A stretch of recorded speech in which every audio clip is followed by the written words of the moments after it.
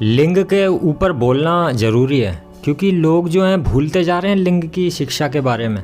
क्योंकि वर्तमान में कोई भी संस्थान लिंग की शिक्षा ही नहीं दे रहा है। बच्चों को स्कूलों में लिंग के बारे में कुछ भी नहीं समझाया जा रहा है। माँ बाप अपने बच्चों को लिंग के बारे में कुछ बता ही नहीं रहे हैं। लेकिन देखा जाए तो ऐसा हमेशा से नहीं था।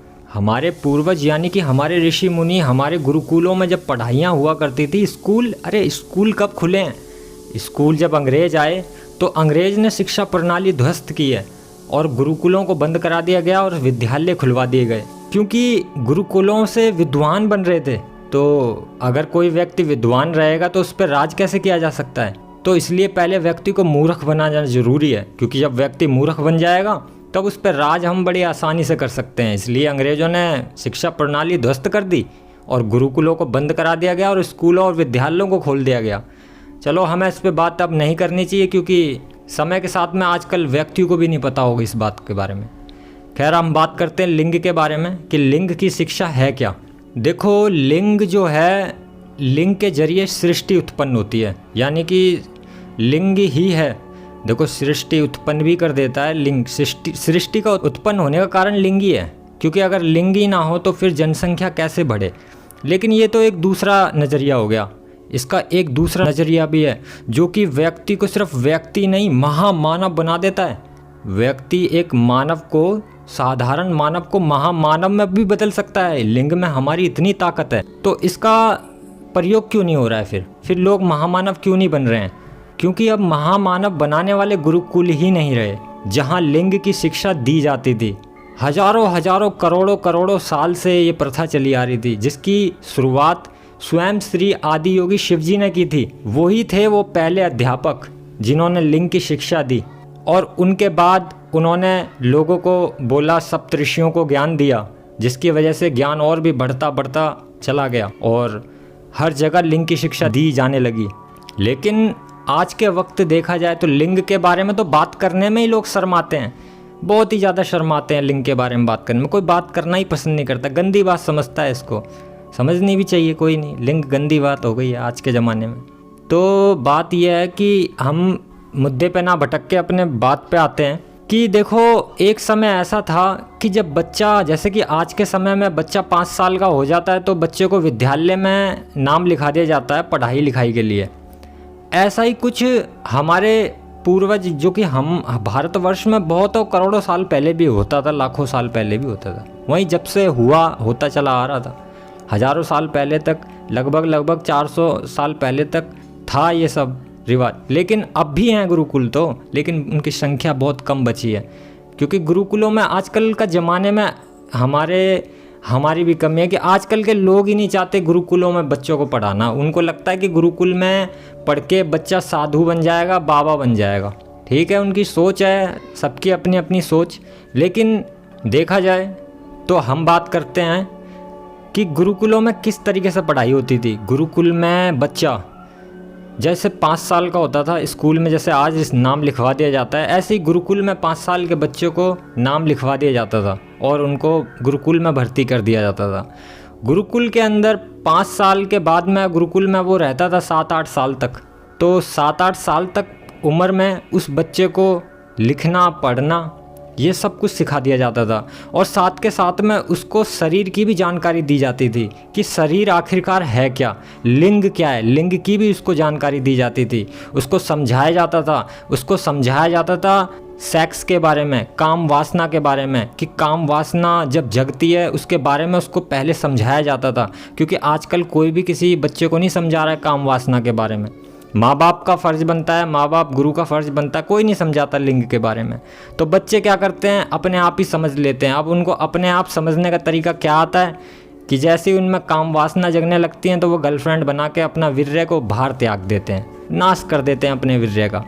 जबकि उसी वीर्य से वह महामानव भी बन सकते थे, लेकिन उन्हें कोई समझाने वाला ही नहीं है। उनमें उनकी गलती नहीं है, उन्हें कोई समझाने वाला हो तभी तो वो उस चीज़ का महत्व समझें।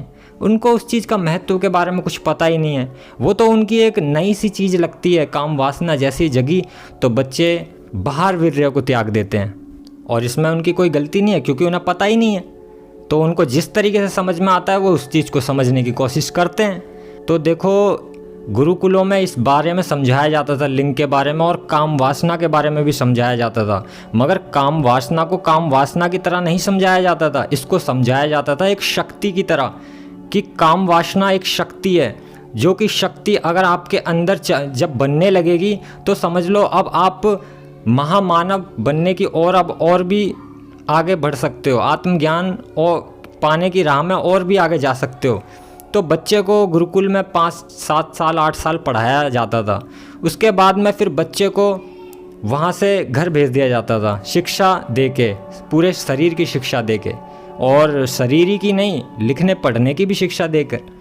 अब बच्चा घर पे आने के बाद में उस अवस्था तक घर पे ही रहता था जब तक कि उसकी खुद की काम वासना ना जागने लग जाए, यानी कि उसके अंदर से सेक्स बनना ना चालू हो जाए। क्योंकि उस बच्चे को उसकी शिक्षा दी गई है कि जब आपका सेक्स बनना चालू हो जाएगा, यानी कि शक्ति बननी चालू हो जाएगी, तो समझ लो फिर अब आपकी फिर आगे की पढ़ाइयाँ होंगी। तो बच्चे को फिर घर आ जाता था और बच्चा फिर अपने लोगों में व्यस्त हो जाता था। लेकिन वह व्यस्त होने के साथ साथ इस बात का भी ध्यान रखता था, क्योंकि उसको जानकारी दी गई है, बचपन से ही दी गई है इस चीज़ की जानकारी, उसको सब कुछ पता है। तो जब उसके अंदर 16-17 साल की उम्र में आने के बाद जब उसके अंदर काम वासना जगती है, यानी कि उसको सेक्स करने की तीव्र इच्छा जागृत होती है, तो वह उसको शक्ति की तरह देखता था, ना कि काम वासना की तरह, क्योंकि उसको इस चीज़ के बारे में समझाया गया है। अब आजकल के बच्चों को इस बारे में नहीं समझाया जाता, तो वो अपनी तरफ से मतलब निकालते हैं और उनका मतलब निकलता है सेक्स, क्योंकि वो बाहर ही निकाल सकते हैं, बाहर क्योंकि निकालने में ज़्यादा परेशानी नहीं होगी। उसका इस्तेमाल करना उनको कोई नहीं बताया, आज तक किसी ने उनके लिंग के बारे में नहीं समझाया कि लिंग है क्या। तो उस समय बच्चे को समझाया जाता था। तो बच्चे के अंदर जब वो काम वासना जगती थी तो बच्चे के अंदर एक उमंग भी जगती थी कि अरे अब मेरे अंदर शक्ति जागृत हो चुकी है, यानी कि अब मैं इस शक्ति का इस्तेमाल कर सकता हूँ और महामानव बनने की और एक कदम और आगे जा सकता हूँ और भी ऊंचाइयों को छू सकता हूँ।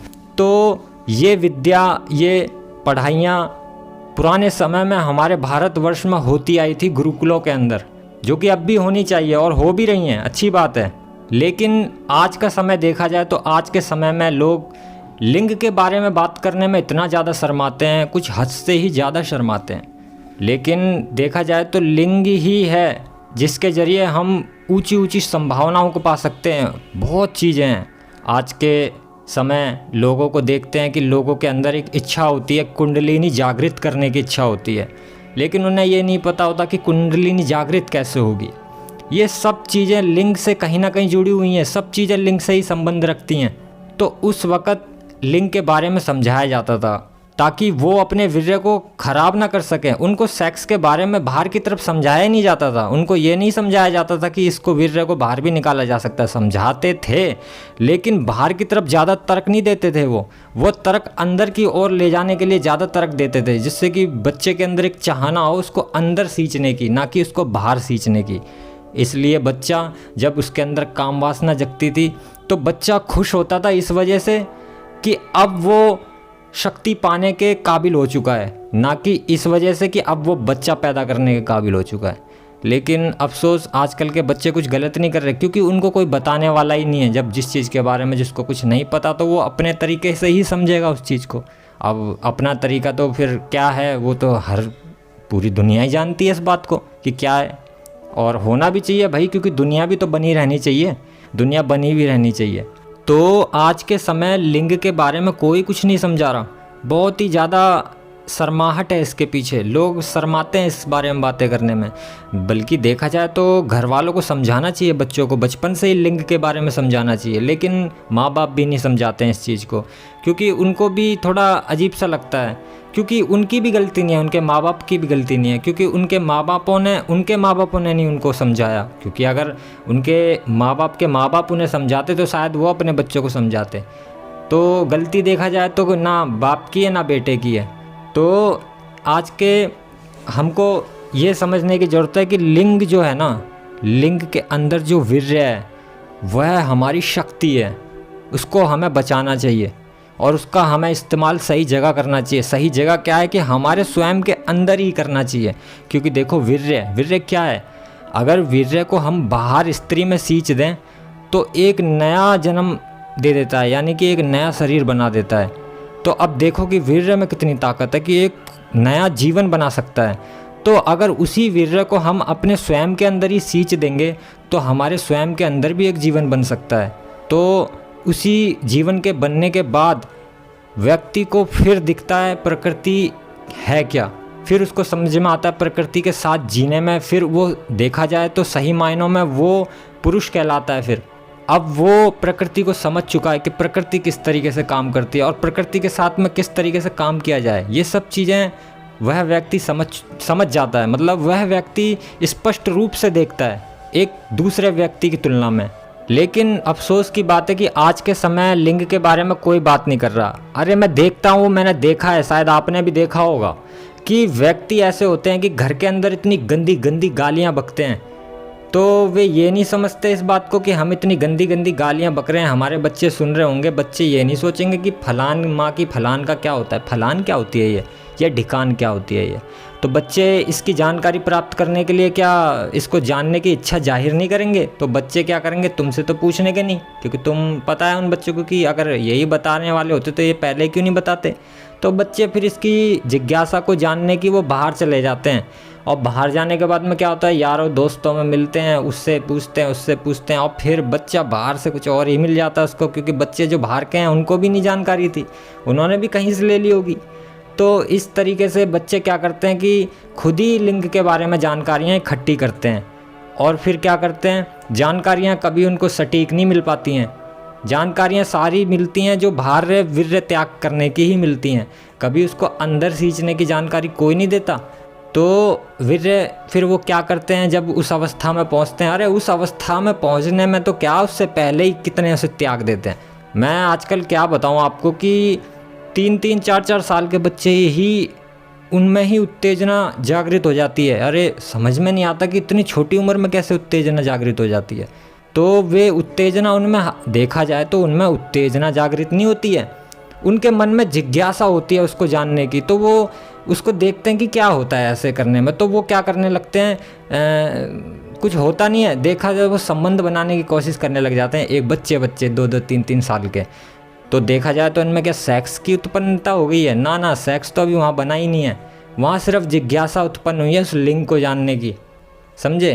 तो माँ बाप को बच्चों को बचपन से ही लिंग के बारे में समझाना चाहिए। इससे क्या है कि बच्चा भटकेगा नहीं, और अगर कोई व्यक्ति महापुरुष बनना चाहेगा, महान पुरुष बनना चाहेगा, तो वह वीर्य का इस्तेमाल करके महान बन सकता है, ना कि अफसोस कर सकता है। क्योंकि मैंने देखा है काफ़ी ऐसे लोग होते हैं कि महान तो बनना चाहते हैं, लेकिन उनको बाद में पता चलता है कि अरे वीर्य का महत्वता थी, तो फिर वीर्य तो उनका नष्ट हो गया है।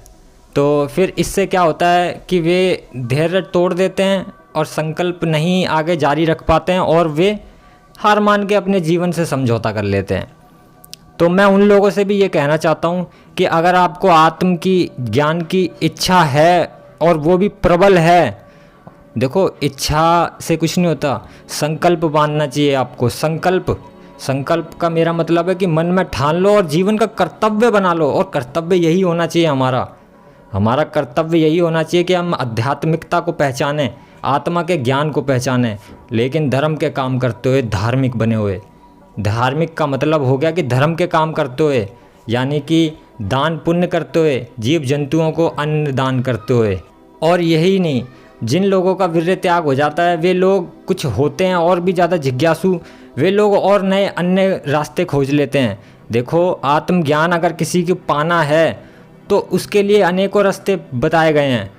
एक ये रास्ता जो है ये महामानव बन के है, तो इस रास्ता अगर ये चूक गए हो आप इस रास्ते से, तो इसका मतलब ये नहीं है कि बाकी सारे रास्ते बंद हो गए हैं। अभी सारे रास्ते बंद नहीं हुए हैं, सारे रास्ते मौजूद हैं, खुले हुए हैं। बस आप इच्छा तो जागृत करो, संकल्प तो बांधो। और अगर आपको कहीं नहीं मिलती हैं ऐसी विधियाँ जो कि वीर्य की जिनमें ज़रूरत ही नहीं पड़ती आत्मज्ञान प्राप्त करने में, जिसमें हम वीर्य से थोड़ा अलग ही हैं और दूसरे मार्गों से हम आत्मज्ञान प्राप्त करते हैं, तो ऐसे आत्मज्ञानियों को जो कि दिल से चाहना है, जिनकी जो दिल से मानते हो, ये नहीं है कि मन से चाहिए उनको। मन से का मेरा मतलब है कि ज्ञान जिनको चाहिए कि बस दूसरों को हम सुना दें, तो ऐसे व्यक्ति तो मुझे नहीं लगता कि वह टिकेगा भी। लेकिन जिनको मन से नहीं आत्म तत्व से, यानी कि आत्म तत्व से चाहना है तो ऐसे व्यक्ति मेरे साथ जुड़ सकते हैं और मैं उनको समय समय पे विधियां बताता भी रहूँगा जिससे वह आत्म तत्व को हासिल कर सकें। क्योंकि केवल एक ही मार्ग नहीं है वीर्य का, मार्ग अनेक हैं, लेकिन संकल्प होना जरूरी होता है। देखा जाए तो वीर्य का मार्ग सबसे सरल माना गया है। सरल माना क्या गया है? सरल तो देखो जाए तो हर मार्ग सरल है, वो तो उस पर निर्भर करता है कि करने वाले का संकल्प कैसा है। आदि योगी शिवजी ने विस्तार पूर्वक सारे मार्ग बताए, तो क्या आप उन मार्गों पे चल भी नहीं सकते? ओम नमः शिवाय।